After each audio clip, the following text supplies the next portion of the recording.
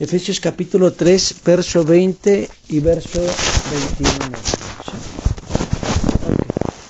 Fíjense bien lo que dice la Escritura, hermanos. Se dice, y aquel que es poderoso para hacer todas las cosas mucho más abundante de lo que pedimos o entendemos, según el poder que opera en nosotros, a Él sea gloria en la Iglesia en Cristo Jesús, por todas las edades, por siempre, jamás. Amén. ¿Sí? Una vez más. Dice, y aquel que es poderoso para hacer todas las cosas mucho más abundante de lo que pedimos o entendemos, según el poder que opera en nosotros, a Él sea gloria en la Iglesia en Cristo Jesús, por todas las edades, por siempre, jamás. Amén. ¿Sí? Eso es importante que nosotros lo tengamos en cuenta, ¿verdad? Vamos a hacer una palabra de oración. Padre, en esta hora, en el nombre de Jesús, te damos gracias, Señor, por tu amor, por tu bondad, por tu infinita misericordia. Señor, porque creemos, Padre, que tú nos hablas en esta noche y derribas todo aquello que el enemigo quiera traer. Señor, en contra de las vidas, en contra de tu pueblo, en contra, Señor Padre Celestial, de tu búsqueda. Señor, gracias porque tú consolidas las vidas y los corazones y llevas a tu iglesia, Señor, a crecer, a Padre, a desarrollar, Señor Padre, en tu visión, en tu voluntad, Padre, en tu propósito, en el nombre poderoso de Jesús. Amén. Gracias. Cuando nosotros vemos este capítulo, nosotros vemos cómo el apóstol Pablo, ¿verdad?, está intercediendo por la iglesia. Cómo el apóstol los está llevando en esa oración, en esa búsqueda, en ese clamor, en esa pasión en su corazón, porque la iglesia, ¿verdad?, pueda ver una obra en su vida. Y hay una visión, porque la visión se manifiesta ahí en el verso 21, dice, a Él sea gloria en la iglesia, en Cristo Jesús, por todas las edades, por siempre, jamás. Amén. Y cuando él empieza a tener esa perspectiva, esa búsqueda, esa oración lo lleva a tener esa presencia de Dios para que la iglesia pueda entender que en ella debe de manifestarse la gloria de Dios, que es en ella a través de la cual la gloria de Dios puede darse a conocer al mundo entero. Sí, porque cuando nosotros callamos, cuando nosotros no nos santificamos, cuando nosotros no nos consagramos, no nos apartamos, pues realmente no podemos darle la gloria a Dios. Pero entonces cuando el apóstol empieza a tener esa intercesión por la iglesia, hace notar que la visión o el plan de Dios es que en ellos se manifieste la gloria de Dios. Entonces, cuando nosotros entendemos esta realidad, ¿verdad? Y usted va al verso 16, vea bien lo que dice. Verso 16. Para que os dé conforme a las riquezas de su gloria. ¿Ya se dio cuenta? Dice, el ser fortalecidos con poder en el hombre interior por su espíritu. ¿Ya se dio cuenta? Verso 17. Para que habite Cristo por la fe en vuestros corazones, a fin de que arraigados y cimentados en amor, seáis plenamente capaces de comprender con todos los santos cuál sea la anchura, la longitud, la profundidad y la altura, y de conocer el amor de Cristo que excede a todo conocimiento, para que seáis llenos de toda la plenitud de Dios. Dice, y aquel que es poderoso para hacer todas las cosas mucho más abundantemente de lo que pedimos o entendemos según el poder que actúa en nosotros, a Él sea gloria en la iglesia, en Cristo Jesús, por todas las edades, por los siglos de los siglos. Amén. Esa iglesia gloriosa, esa iglesia que se dio a luz, ¿verdad?, cuando Jesús vino a esta tierra, debe de manifestar la gloria de Dios. Hoy en día muchas situaciones ocurren, ¿verdad? Viene el desánimo, viene la situación, viene la adversidad, viene que ponemos los ojos en el hombre, viene que nosotros nos debilitamos, perdemos la búsqueda, perdemos la lectura de la palabra, perdemos la vida de oración. Y entonces nosotros no podemos manifestar la gloria de Dios porque simplemente lo que estamos manifestando es nuestra carne. Son nuestras emociones lo que purulenta muchas veces en nuestras vidas. Pero cuando nosotros venimos a la Escritura, declara la palabra de Dios que en la iglesia debe de ser la gloria a Cristo Jesús. Entonces, cuando nosotros empezamos a entender esta realidad, gloria habla de la hermosura de Dios. Gloria habla de la magnificencia de Dios, ¿verdad, hermano? Gloria habla, hermano, sí, de que nosotros debemos de manifestar o radiar esa luz en medio de la oscuridad, ¿verdad? El poder de Dios, el mover de Dios en todos los aspectos, ¿verdad, hermanos? Sí, físicos, materiales, espirituales, económicos, si usted lo quiere ver de esa manera, en una manera sobrenatural. ¿Por qué? Porque Dios está con nosotros. Si Dios no estuviese con nosotros, hermanos, vana sería nuestra fe, pero Jesucristo resucitó, y al haber resucitado Jesucristo, hermanos, entonces nosotros tenemos hoy un privilegio. ¿De qué? De que Él está con nosotros, y a través de nosotros, cuando nosotros nos dejamos mover por su Espíritu Santo y empezamos a vivir la palabra de Dios, en donde quiera que nosotros nos movamos, esa oscuridad, esas situaciones de tinieblas se tienen que disipar, porque Él se mueve y Él está operando en toda situación, en toda circunstancia. Dice que la tierra sería llena ¿de qué? Del conocimiento de la gloria de Dios, ¿se entiende? Entonces, cuando nosotros empezamos a entender eso, es que Dios ha vencido. En la cruz del Calvario, Jesucristo despojó a los principados y a las potestades. Dice que destruyó el decreto que nos era contrario. Y entonces dice que Él los exhibió. Entonces, cuando nosotros vemos esa obra de Cristo en el Calvario, el Señor Jesucristo nos ministra. ¿Para qué? Para que nosotros podamos ir adelante, para que nosotros, hermanos, podamos entender su voluntad. Entonces, nuestra vida cristiana empieza a manifestar, irradiar la luz de Cristo. ¿Sí se entiende? La luz de Cristo. Usted es la iglesia de Cristo, columna y baluarte de la verdad, en donde el testimonio de Jesús se vive, hermano, no solamente de palabras, sino de hechos, de acciones, y la presencia de Dios está. Por eso es que nosotros vemos sanidades, milagros, ¿verdad? Liberaciones, restauración, vemos la provisión de Dios, vemos todo el mover de Dios en su iglesia, porque eso es de Cristo, ¿sí? La iglesia es de Jesucristo, no pertenece a un hombre. Por eso es que un hombre no tiene derecho de correr a nadie de la iglesia. ¿Por qué? Porque la iglesia es de Jesús. Nadie en la iglesia, hermanos, sí está autorizado. ¿Para qué? Para detenerle la entrada a un miembro o a alguien que anhela. Entonces, cuando nosotros empezamos a ver la realidad de Cristo, nosotros caminamos. ¿Por qué? Porque anhelamos ver la gloria de Dios, porque anhelamos ver la manifestación del Señor, porque anhelamos que nuestras vidas sean restauradas, porque anhelamos que nuestras vidas sean vivificadas. Entonces eso no va a acontecer si nosotros no conocemos la palabra de Dios. Eso no va a acontecer, hermanos, si nosotros no predicamos la palabra de Dios. Porque es necesario que nosotros, que hemos tenido el conocimiento de Cristo, prediquemos a todos los demás. Y cuanto más a los que amamos, a los que tenemos cercas. Cuando nosotros tenemos un familiar, hermanos, que no ha sido salvo, cuando nosotros tenemos algún cercano, ¿verdad?, que no ha sido realmente alcanzado, es nuestro testimonio primeramente lo que los va a impactar. ¿Por qué? Porque dice la Escritura que Él nos sacó de las tinieblas ¿a qué? A su luz admirable, ¿verdad? Que Él, hermano, vino ¿por qué? Por lo enfermo de este mundo, vino a sanar a los enfermos, y en esos pecados que a veces estábamos, Dios nos vino a rescatar, porque dice que de lo vil y de qué, de lo menospreciado, se agravó Dios para hacer callar ¿a qué? A lo sabio. Por eso es que nosotros entendemos la gloria de Dios, y el entendimiento que Dios da a nuestras vidas, hermano, no es para menos. ¿Por qué? Porque su Espíritu se mueve en medio de su iglesia. El Señor quiere, hermanos, llevarnos a dar ese testimonio de vida, ese testimonio de luz. Quiero que usted vaya prontamente a Mateo 16, en el verso 18.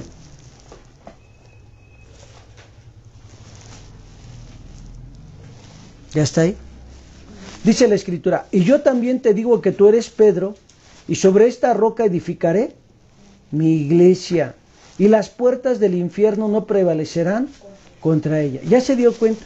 Otra vez se lo voy a leer. Dice: y yo también te digo que tú eres Pedro, y sobre esta roca edificaré mi iglesia, y las puertas del infierno no prevalecerán. ¿Qué dice ahí? Contra ella. Esa roca es la piedra angular, que es Cristo. Es el fundamento de nuestras vidas, ¿sí? La iglesia, hermanos, sí se mueve a través de la doctrina de Cristo, de la enseñanza de Jesucristo, ¿sí? Nosotros sabemos que el Antiguo Testamento y el Nuevo Testamento, hermanos, sí, tienen base para nuestra vida y nuestro desarrollo. ¿Por qué? Porque dice que el Antiguo Testamento es sombra y figura ¿de qué? De lo que habría de venir. Y ahora, estando en Cristo, hermano, dice que nosotros estamos fundados sobre la cimentación de los apóstoles y los profetas, haciendo mención del Nuevo Testamento y del Antiguo Testamento. Por eso dice: ni una jota ni una tilde de esta ley pasarán hasta que todo sea cumplido. Entonces, cuando nosotros empezamos a entender esa realidad, Y nosotros vemos el mover de Jesucristo, nosotros vemos, hermano, cómo el Señor se movió, cómo Él vino a manifestar la voluntad del Padre, cómo Él vino a edificar su iglesia. Sabemos que la iglesia no la hacemos nosotros los hombres, sino ¿quién es el que está trabajando principalmente? Jesús. ¿Ya se dio cuenta? Dice, yo edificaré a mi iglesia. Entonces el Señor es el que te trae, el Señor es el que te alcanza, el que te lleva. ¿A qué? A hacer ese testimonio de vida, ¿sí? Y a veces Él está usando tus labios para que tú puedas testificar a alguien más que hay un Dios que sana, que hay un Dios que restaura, que hay un Dios que liberta, que hay un Dios que hace milagros, que hay un Dios que tiene poder, que su brazo, hermano, sí, no se ha minimizado, sino su poder, sus señales, sus prodigios siguen manifiestos hasta ahora. Entonces mi vida cristiana empieza a caminar, hermano, en una vida de realidad, conscientes de qué, de que Dios me llamó, de que Dios me escogió, ¿sí? Que Él me apartó ¿desde dónde? Desde el vientre, ¿sí, hermanos? Desde el vientre, ¿sí? Entonces, cuando Él me aparta, cuando Él me separa para sus propósitos, ¿sí, hermano? Me separa para sus planes. El enemigo normalmente viene a debatirte, viene a perturbarte, viene a afligirte, pero tú no puedes cargar con ello. ¿Por qué? Porque Jesucristo dice que a libertad nos ha llamado. Y aún la Escritura declara, conoceréis la verdad y la verdad los hará. Y si el Hijo os liberare, serán verdaderamente libres. ¿Sí se entiende? Entonces cuando venimos a Jesús, Él rompe cadenas.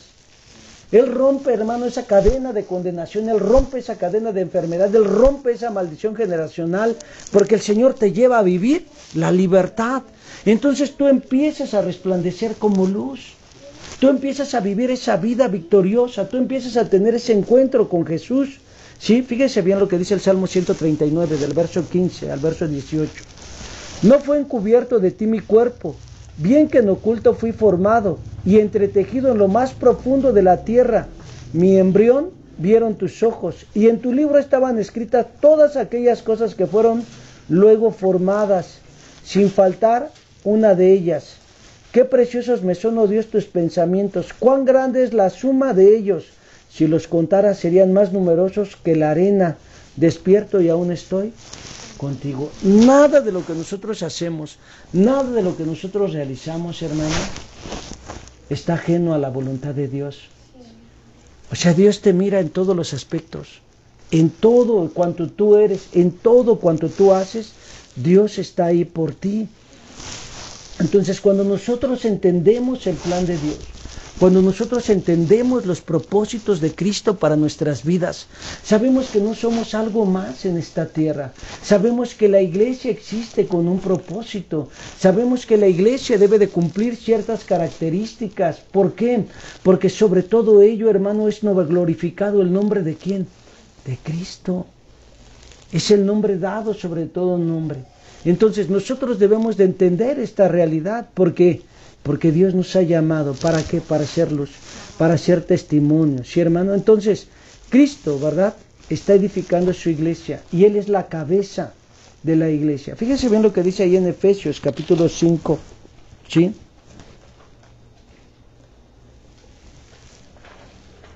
Verso 23. En el área B. Dice, así como Cristo es cabeza de la iglesia, la cual es su cuerpo, y Él es su Salvador. ¿Sí, hermano? Entonces, Cristo es la cabeza de la iglesia. ¿Sí, hermano? Dice, la cual es su cuerpo, y Él es su ¿qué? Su Salvador. ¿Sí se dan cuenta lo que dice ahí? ¿Sí o no? Entonces, vamos a ver 7 características de la iglesia de Cristo. Amén. 7 características de la iglesia de Cristo. Número 1, ¿sí? 1 Corintios 3, 11. 1 Corintios 3, verso 11. ¿Ya llegó?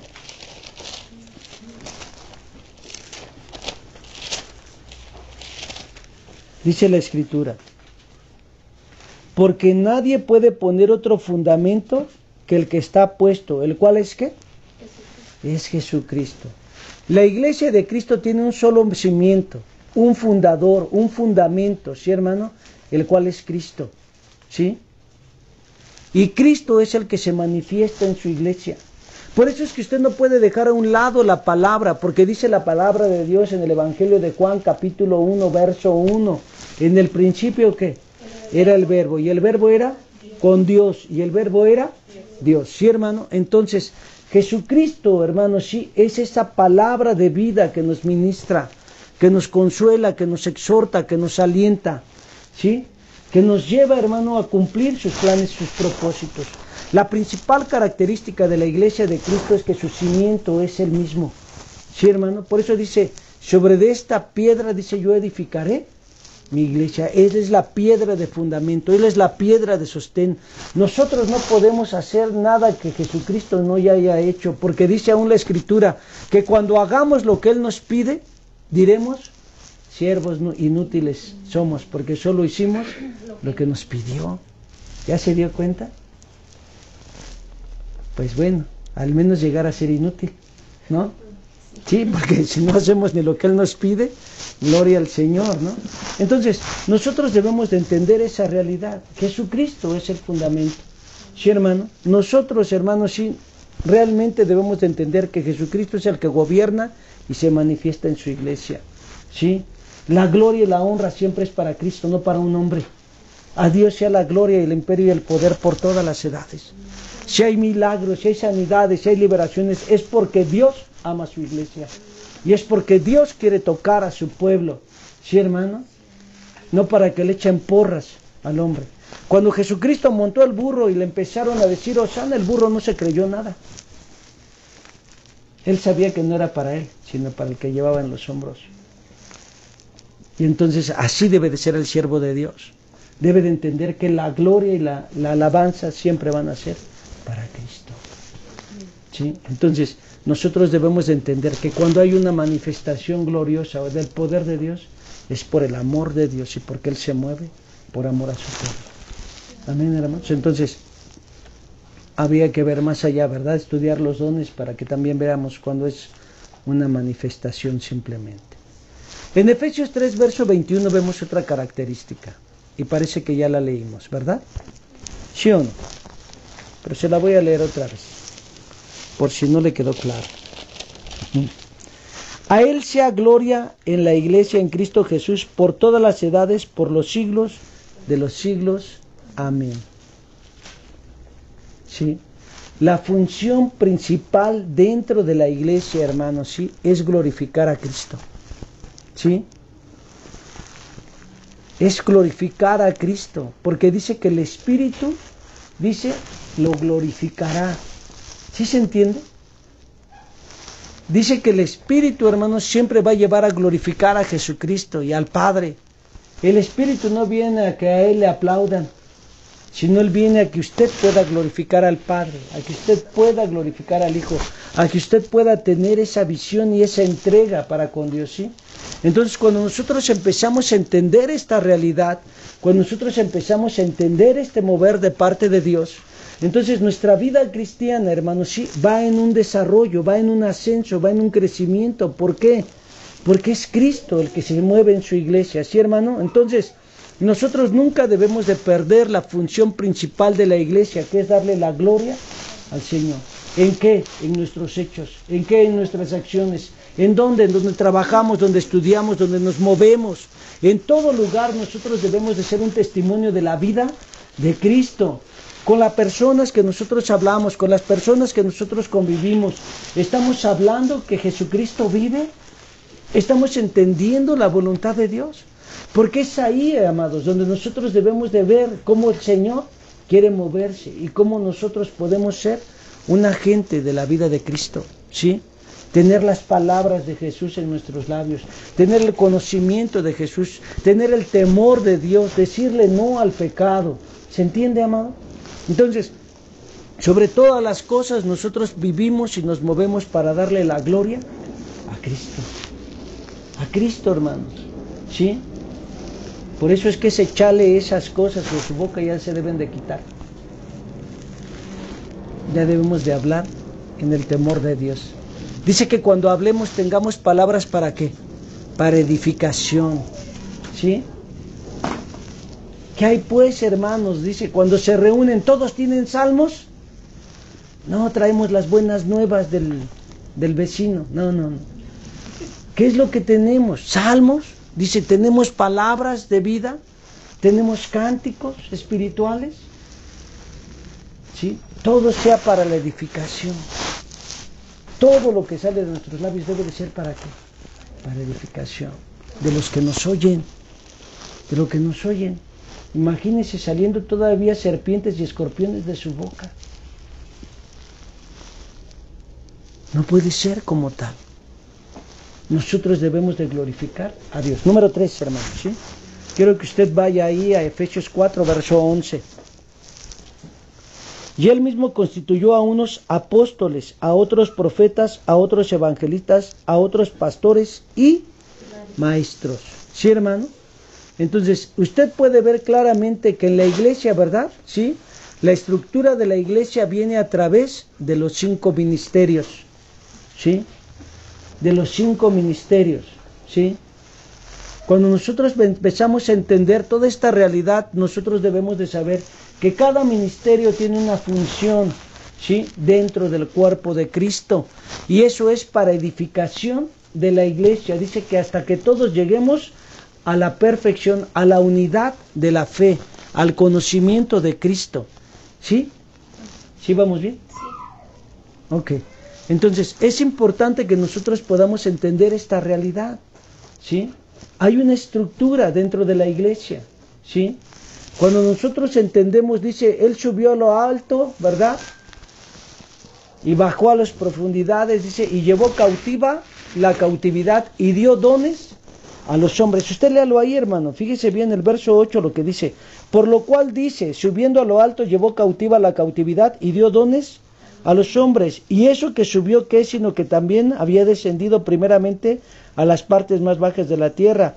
El que descendió el mismo que también subió por encima de todos los cielos para llenarlo todo. Y él mismo constituyó que a unos apóstoles, a otros profetas, a otros evangelistas, a otros pastores y maestros. Verso 12. A fin de perfeccionar, ¿qué dice ahí?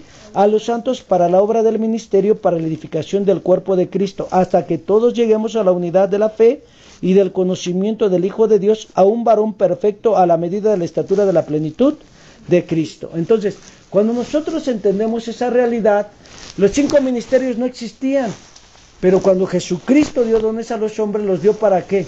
Para tener una estructura y un balance dentro de la iglesia. Cuando Jesucristo caminó en esta tierra, Él se movió en los 5 ministerios, ¿sí? ¿Por qué dice eso? Porque a Él lo llamaron maestro, porque a Él lo llamaron apóstol, porque a Él lo llamaron profeta, ¿sí? Porque Él era el buen pastor, ¿verdad? Y Él predicó el evangelio, tuvo su función como evangelista. ¿Se da cuenta? ¿Sí? Entonces, cuando nosotros entendemos esa realidad, esos dones, Él los dio para que haya una estructura, un balance en la enseñanza y una situación, hermanos, sí, de bendición en la iglesia y a través de la iglesia, no solamente para los locales, sino también para el mundo entero. Por eso dice, id y predicad el evangelio a toda criatura, ¿verdad? Bautícenles en el nombre del Padre, del Hijo y del Espíritu Santo, ¿verdad? Enséñenles que guarden estas cosas. Yo estoy con ustedes todos los días hasta el fin del mundo. Y entonces nosotros entendemos que el Señor nos lleva a vivir una vida vencedora, una vida victoriosa. Amén. Número 4. Sí quiero que usted vaya ahí a 1 Corintios capítulo 12. ¿Ya llegó? 1 Corintios 12.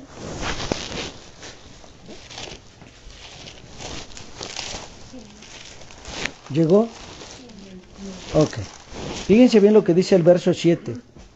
Pero a cada uno le es dada la manifestación del Espíritu para provecho, porque a este es dada por el Espíritu palabra de sabiduría, a otro palabra de ciencia según el mismo Espíritu, a otro fe por el mismo Espíritu, y a otro dones de sanidades por el mismo Espíritu, a otro el hacer milagros, a otro profecía, a otro discernimiento de espíritus, a otro diversos géneros de lenguas, y a otro interpretación de lenguas, para que todas estas cosas, pero todas estas cosas las hace uno y el mismo Espíritu, repartiendo a cada uno en particular, ¿qué dice ahí?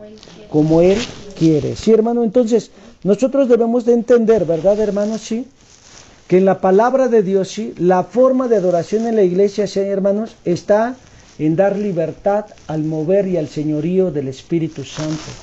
No apaguéis el Espíritu. Fíjense bien lo que dice ahí 1 Tesalonicenses capítulo 5. 1 Tesalonicenses capítulo 5. ¿Ya llegó?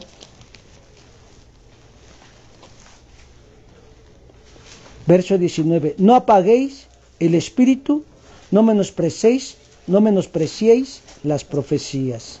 ¿Sí, hermano? Entonces nosotros debemos de entender que hay libertad en el espíritu. Bueno, a veces hay exageraciones, hermanos. Ustedes ven que se les empiezan a poner los ojos en blanco y bueno, ya no hay cosas que no provienen de Dios, en verdad, ¿sí, hermanos? Por eso nosotros tenemos que tener cuidado y tener el discernimiento sobre todas las cosas.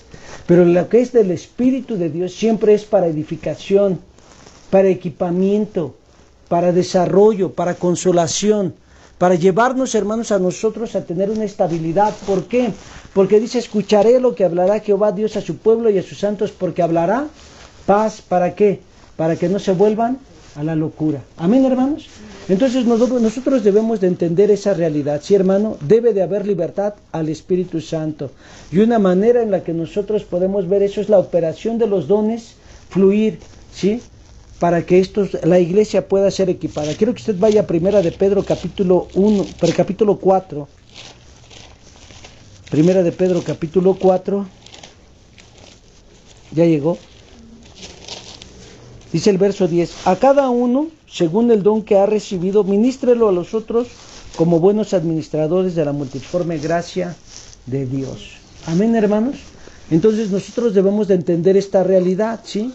El señorío, ¿verdad?, de Cristo es, y el mover del Espíritu Santo debe de estar en la iglesia. Amén, ¿sí, hermano?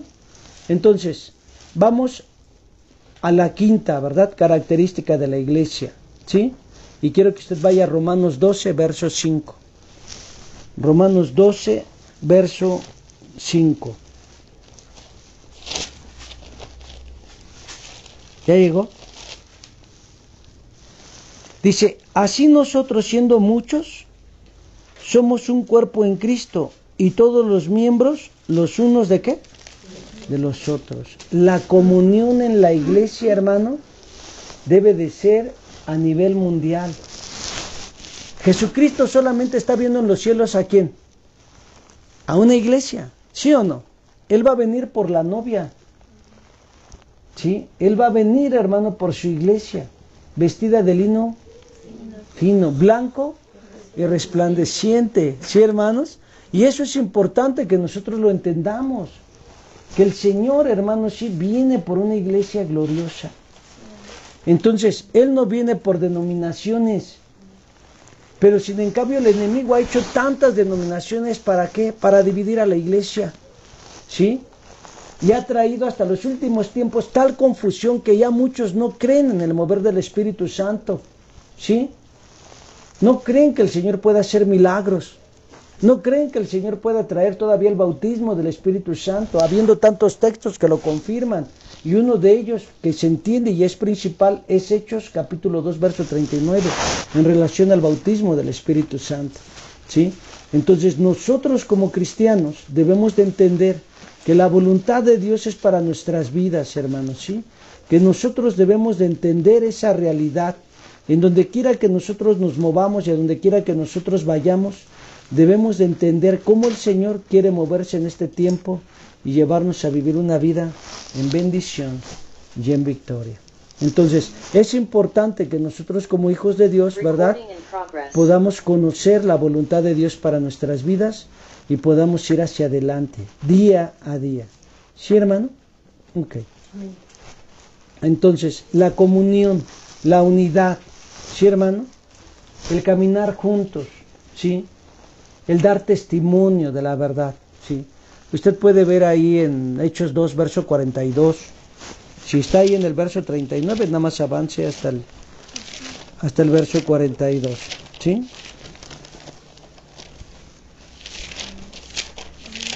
Fíjense bien, hermanos, ¿sí? Dice la Escritura, y perseveraban en la doctrina de los apóstoles, ¿qué dice ahí? En la comunión unos con otros y en el partimiento del pan, ¿y qué dice ahí? En las oraciones, ¿sí, hermano? Entonces, verso 46 dice, y perseverando unánimes cada día en el templo y partiendo el pan en las casas, comían juntos con alegría y sencillez del corazón, alabando a Dios y teniendo favor con todo el pueblo, y el Señor añadía cada día a la iglesia los que habían de ser salvos. Sí, hermano, entonces nosotros debemos de entender esa realidad, ¿sí? Dios nos ha llamado para que nosotros podamos vivir victoria y bendición. ¿Sí, hermano? Entonces, número 6. ¿Sí, hermano? Juan 13, verso 35. Antes de Juan 13, quiero que usted vea lo que dice Efesios 4, 1 al 6. Los que estuvieron en el estudio de ayer ya más o menos saben de qué se trata. Efesios 4, verso 1 al 6.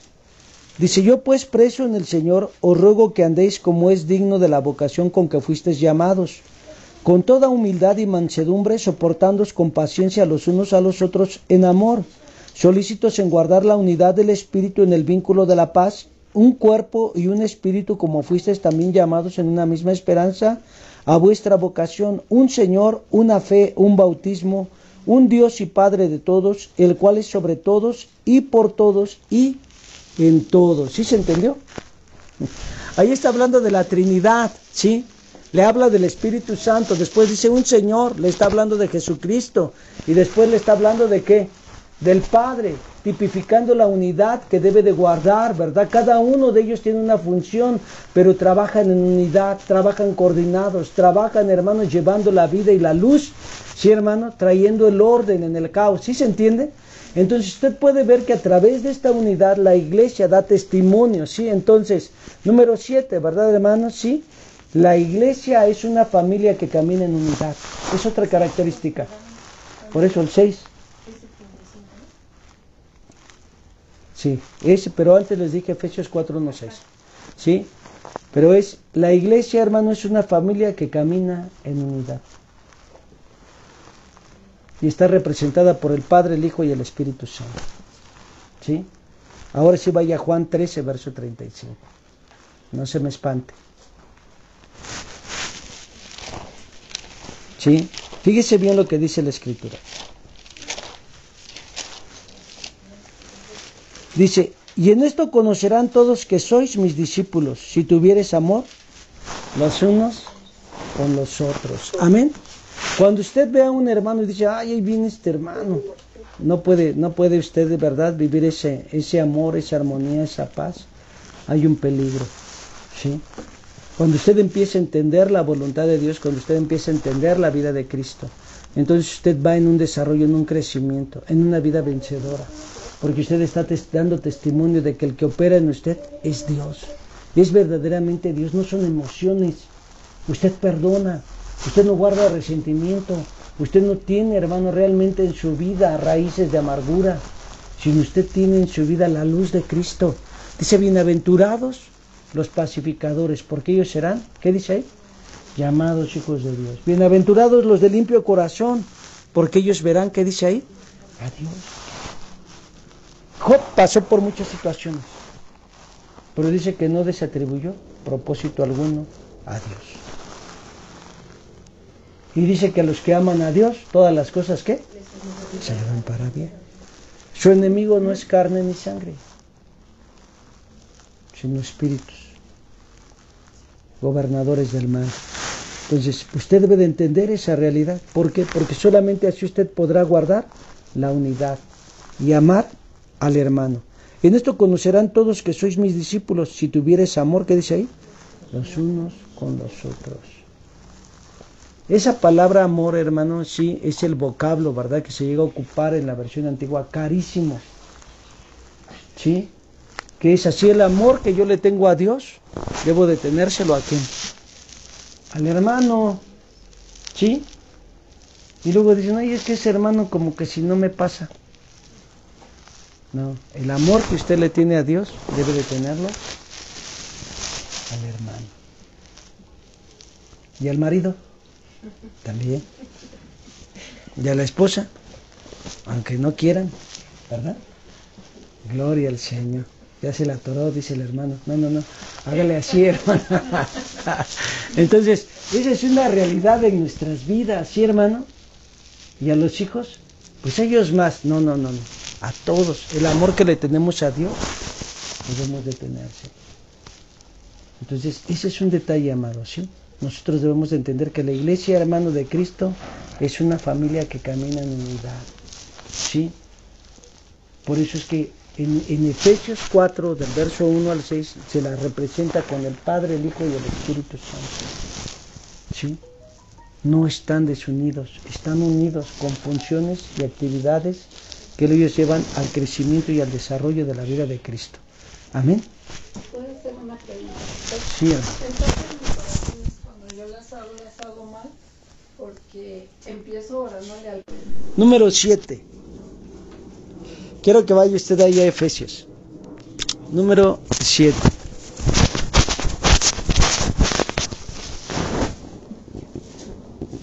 Ahí, perdón. Sí, Efesios. Capítulo 5.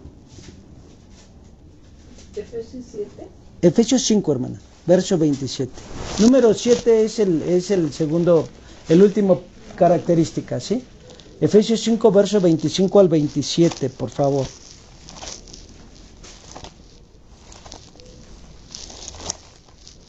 ¿Ya llegó? Maridos, amad a vuestras mujeres, así como Cristo amó a la iglesia y se entregó a sí mismo, ¿qué dice ahí? Por ella, para santificarla, habiéndola purificado en el lavamiento del agua por la palabra, a fin de presentársela a sí mismo una iglesia gloriosa. ¿Ya se dio cuenta? Una iglesia gloriosa. Dice, que no tuviese mancha, ni arruga, ni cosa semejante, sino que fuese santa, ¿y qué dice ahí?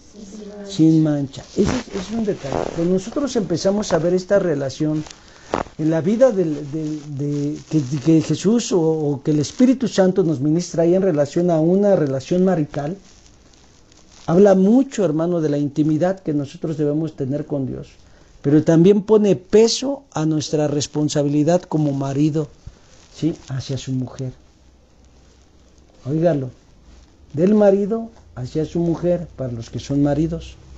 Para los que no, resérvense todo el tiempo necesario, ¿verdad? Hasta su tiempo. Pero para los que son maridos habla de una responsabilidad y de un peso de que usted debe de responder por su mujer.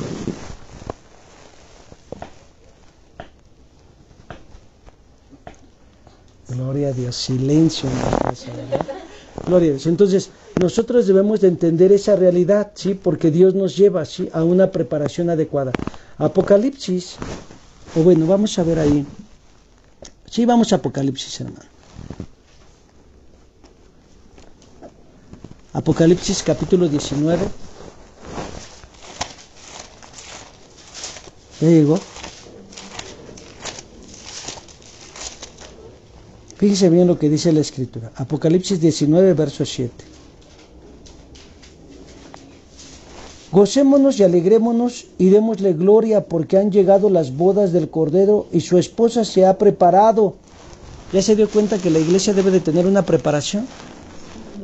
La iglesia se ha preparado y dice, y a ella se le ha concedido que se vista de lino fino, limpio y resplandeciente, porque el lino fino, ¿qué dice? Es las acciones justas de los santos. ¿Ya se dio cuenta? Entonces, nosotros tenemos que entender esa realidad, ¿sí? Entonces, la séptima característica de la iglesia es que ella tiene un futuro, ser la esposa de Cristo, ¿sí? Ser la esposa de Cristo, hermano, ¿sí? Debe de ser una iglesia diligente, ¿sí? No puede, hermano, estar oscilando en su búsqueda, en su llamado. Ahí en Mateo 25, hermano, ¿sí? Bueno, a veces se ocupa esto, ¿verdad? Pero aquí es que ya fueron ejecutadas las bodas del Cordero, ¿verdad, hermano?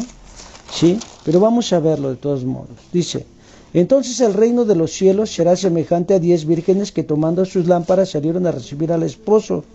5 de ellas serán prudentes y 5, ¿qué dice ahí? Insensatas. O sea, las características de la iglesia, ¿sí?, o de esa iglesia futura que tiene el ser la esposa de Cristo es que es prudente, ¿sí? Es prudente, ¿sí? Dice la Escritura, las insensatas tomando sus lámparas no tomaron consigo aceite, las prudentes tomaron aceite con sus vasijas y juntamente ¿con qué? O sea, la dependencia del Espíritu Santo. Ese aceite implica la dependencia del Espíritu Santo.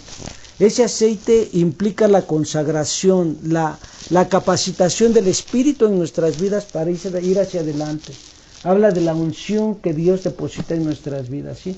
La lámpara habla de la palabra de Dios. Escrito está, lámpara es a mis pies tu palabra y lumbrera, ¿a qué?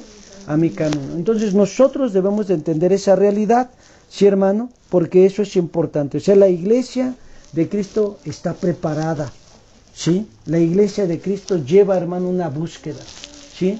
Lleva una vida en santidad, lleva una vida consagrada. No hace lo que quiere por sí mismo, sino depende de la vida y la dirección del Espíritu. O sea, es una iglesia que está rendida a Dios, ¿sí, hermano? Que para realizar alguna cosa ora y espera el mover de Dios, espera la vida de Cristo, ¿sí? Entonces nuestra vida cristiana siempre, sin excepción alguna, nos va a llevar a vivir un desarrollo.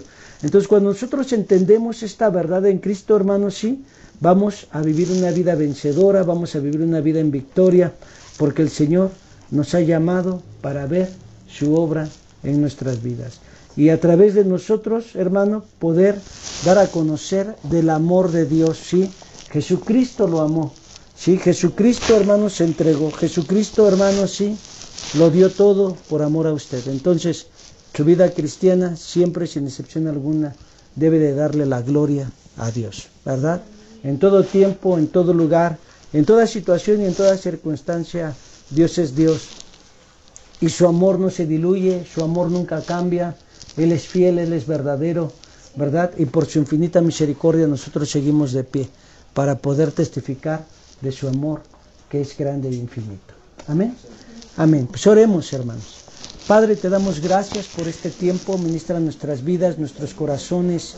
Derriba todo aquello, Señor, que el enemigo quiera traer en este tiempo en contra de las vidas, Señor Dios. Gracias, Señor, porque eres tú haciendo tu obra perfecta. Gracias, Señor Dios, porque eres tú quebrantando toda obra de las tinieblas. Señor Padre, nos llevas de la mano para poder alcanzar tu perfecta voluntad. Padre, mira a tu pueblo, mira a tu iglesia.